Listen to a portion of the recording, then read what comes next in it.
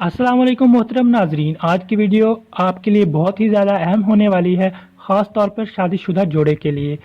मियाँ बीवी को एक साथ सोते हुए किन बातों का ख्याल रखना चाहिए और किन बातों से परहेज़ करना चाहिए, यही हमारी वीडियो का मौजू है। मोहतरम नाजरीन, बीवी से बिस्तरी करने के मुतद्दद ज़रूरी आदाब हैं जो आपको पता होने चाहिए। आपसे गुजारिश है कि हमारी मेरी बातों को गौर से सुनिएगा और मैं आपको बताऊंगा कि कौन कौन से आदाब हैं जिनके मुताबिक आप हम बिस्तरी कर सकते हैं। नंबर 1, मियाँ बीवी को चाहिए कि काम के दौरान यानी हम बिस्तरी के दौरान बिल्कुल बरहना ना हो, बल्कि हदीस शरीफ का मफहूम है कुछ यूं है कि वहशी जानवरों की तरह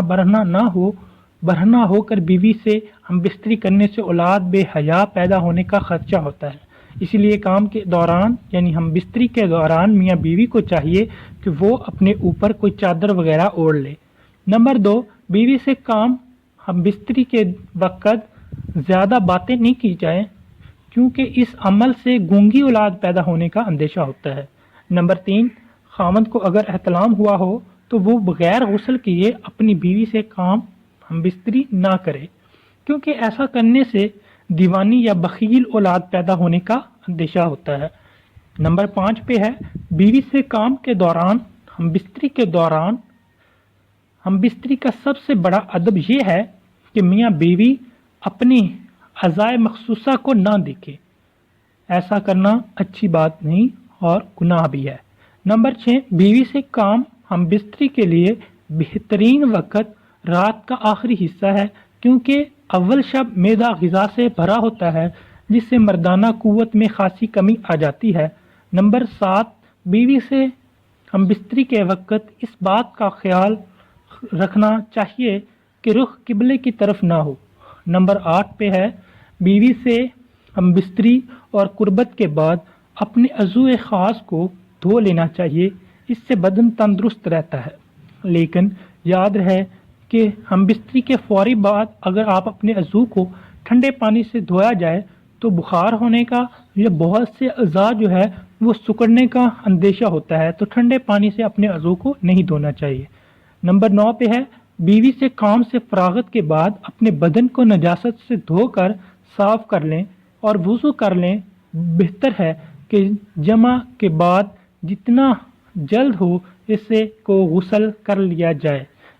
लेकिन अगर कोई मजबूरी हो या आखिरी शब है या फिर दोबारा काम का इरादा है, हम बिस्तरी का अगर दोबारा इरादा है तो भी कम से कम वुज़ू कर लेना चाहिए, क्योंकि इससे इंसानी जो है वो शैतान के वसवसों और जन्नात के शर फसाद से महफूज रहता है। तो नंबर 10 पे है, बीवी से हम बिस्तरी के वक़्त जहाँ पर किसी गैर की नज़र ना पड़े उस जगह पर आपको वो हम बिस्तरी करनी चाहिए, क्योंकि हज़रत सल्लल्लाहु अलैहि वसल्लम ने इरशाद फरमाया, जिसका मफहूम कुछ यूँ है कि कमी पेशी अल्लाह माफ़ करेगा। जो शख्स मरते वक़्त या छत छुप कर बीवी से काम नहीं करता यानी हम बिस्तरी नहीं करता, इसके पास से फरिश्ते अलहदा हो जाते हैं और शर्मसार हो जाते हैं। अलबत्ता शैतान करीब हो जाता है, शैतान करीब हो जाता है तो वसवसे और फसाद का ख़तरा होता है। 11 नंबर पे है कि बीवी के साथ हम बिस्तरी करने से पहले बीवी से छेड़छाड़ करना बहुत मना है। ये इसलिए है कि अगर आप औरत के साथ छेड़छाड़ करते हैं और उसको शहवत आ जाती है तो फिर आप उसके साथ हम बिस्तरी नहीं करते, तो वो क्या होता है कि उसको नफ़रत पैदा हो जाती है और तिब्बी लिहाज से भी दिमागी मरीज़ में औरत जो है वो मुब्तला हो जाती है, क्योंकि उसका जो शहवत है वो पूरी नहीं हो पाती इसी वजह से। नंबर 12, बीवी के मर्ज़ी के बगैर कोई खामद जो है हम बिस्तरी के बाद अपने मवाद को बाहर नहीं फेंक सकता,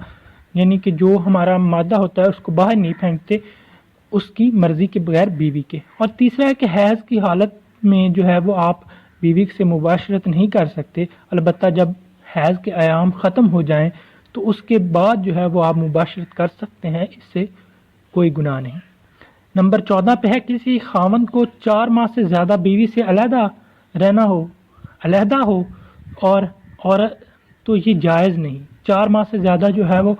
बीवी से अलहदा शौहर नहीं रह सकता, क्योंकि इससे क्या होता है कि औरत में शहवत पैदा होती है और वो उसका जो اس کا کام ہے، شہوت ہے، وہ پوری نہیں ہو پاتی، جس کی وجہ سے وہ اور مرد ڈھونڈنے لگتی ہے، تو اس کے لیے 4 مہینے سے زیادہ جو ہے وہ مرد کو جو ہے وہ عورت سے دور نہیں رہنا چاہیے۔ آج کل بیرون ملک مقیم ہوتے ہیں، غرض نہیں، لیکن ایسا نہیں ہونا چاہیے۔ نمبر 15، کسی بھی شخص کی غیر محرم خوبصورت عورت پر اگر نظر پڑ جائے تو اس کو اچھی طرح معلوم ہے کہ اس کی گھر بیوی ہے، تو وہ اپنی بیوی پر جا کر وہ اپنی شہوت جو ہے وہ ختم کر سکتا ہے۔ لیکن اگر مرد شادی شدہ نہیں ہے یا اس کے پاس بیوی نہیں ہے، یعنی کہ وہ میکے گئی ہوئی ہے یا کہیں اور ہے، تو شہوت غالب آ جائے تو اللہ سے پناہ مانگے، یا اللہ مجھے اس گناہ سے بچا اور مجھے اس شیطان سے بچا جو کہ عورت کی شکل میں میرے سامنے آتا ہے۔ نمبر 16 پہ جو بات آپ سب کو جو ہے وہ دھیان میں رکھنی ہے، کسی مرد اور عورت کے لیے جائز نہیں کہ وہ اپنے راز کی باتیں مرد عورت جو ہے وہ دوسروں کو بتائے۔ جیسے کوئی مرد ہے تو اپنی بیوی سے ہم بستی کرتا ہے تو اس کو نہیں چاہیے کہ اپنے دوستوں کو بتاتا پھرے، اس طرح عورت جو ہے وہ اس کو وہ بھی اپنی سہیلیوں کو وہ باتیں جو ہیں وہ ان کے درمیان ہیں وہ نہیں بتانی چاہیے۔ نبی کریم صلی اللہ علیہ وسلم نے ارشاد فرمایا کہ ایسی باتیں کرنے والا یا کرنے والے کی مثال ایسی ہے جیسے ایک شیطان دوسرے شیطان سے راستے میں ملتا ہے اور اپنی حاجت پوری کر کے چلا جاتا ہے۔ اگر کوئی خاوند اپنی بیوی کو کام یعنی ہم بستری کے لیے بلائے تو اسے فوراً حاضر ہونا چاہیے، خواہ وہ تندور پر ہی کیوں نہ ہو۔ تندور سے مراد کہ وہ کسی بھی حالت میں جو ہے اس کو خاوند کے پاس مکمل آنا چاہیے، کیونکہ حدیث پاک میں آتا ہے کہ جس کا مفہوم ہے کہ اگر کوئی مرد اپنی بیوی کو کام یعنی ہم بستری کے لیے بلائے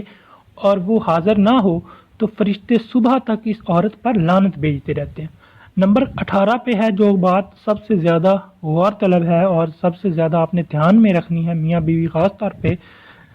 کہ جگہ سامنے والا رستہ ہے، البتہ طریقہ میاں بیوی جو بھی اختیار کرنا چاہیں کر سکتے ہیں۔ ایسا کرنے شریعت میں جائز ہے کہ سامنے والے جگہ پر آپ وہ کام کر سکتے ہیں، پیچھے کرتے ہیں وہ نہیں کرنا چاہیے۔ 19 نمبر ہے، اسلام ہر کام میں اعتدال کو پسند کرتا ہے۔ بہتر ہے کہ بیوی سے اتنا زیادہ کام یعنی مستری نہ کی جائے کہ وہ تنگ ہو جائے، وہ نہ ہی بالکل چھوڑ دیا جائے کہ میاں بیوی کی جنسی خواہشات ختم ہو جائیں، اور شکر کرنا چاہیے۔ اور ناظرین نمبر 20 پہ ہے کہ کام یعنی ہم بستری کرنے کا ایک اور اہم ادب یہ بھی ہے کہ جب تک دونوں کو فراغت اور اطمینان نہ ہو جائے الگ نہ ہو، کیونکہ عورت کی فراغت سے پہلے الگ ہو جانا صحت کے اعتبار سے بھی موضوع نہیں ہے، اور جو ہے عورت کا جو بھی ہوتا ہے شہوت وہ پوری نہیں ہوتی اور وہ مرد ڈھونڈنے لگ جاتی، تو یہ بھی ادب کے خلاف ہے۔ دعا ہے کہ اللہ پاک ہمیں ازدواجی زندگی میں ان اصولوں کو اپنانے کی توفیق عطا فرمائے اور ہمارے گناہ سے بچائے اور دین اسلام کی زندگی کے مطابق عمل کرنے کی توفیق عطا فرمائے۔ آمین ثم آمین۔